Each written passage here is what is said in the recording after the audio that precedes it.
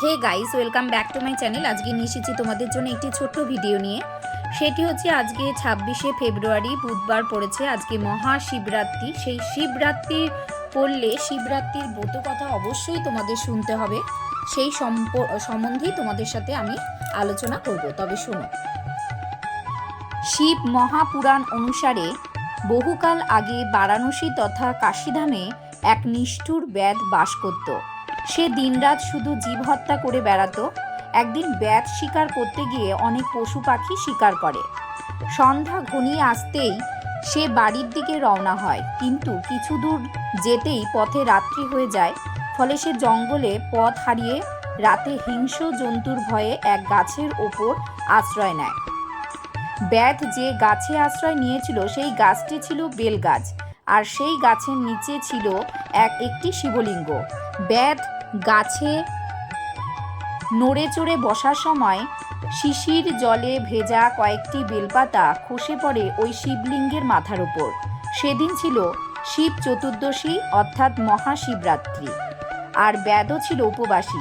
তার ফেলা বেলপাতাগুলো শিবলিঙ্গের মাথায় পড়ে। এর ফলে তার শিব চতুর্দশী ব্রতের ফল লাভ হয় তার অজান্তেই।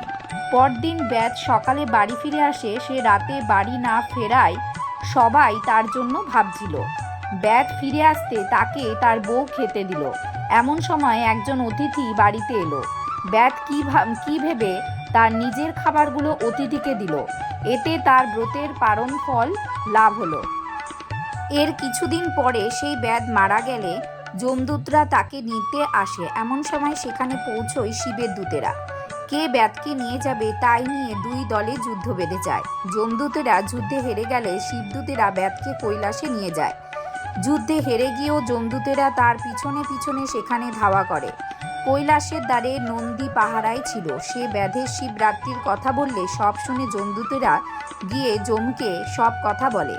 যমরা শুনে বললেন, হ্যাঁ, যে শিব বা বিষ্ণুর ভক্ত কিংবা যে শিব চতুর্দশীর ব্রত পালন করে আর যে বারাণসী ধামে মরে, তার উপর যমের কোনো অধিকার থাকে না, তার মুক্তিলাভ ঘটে।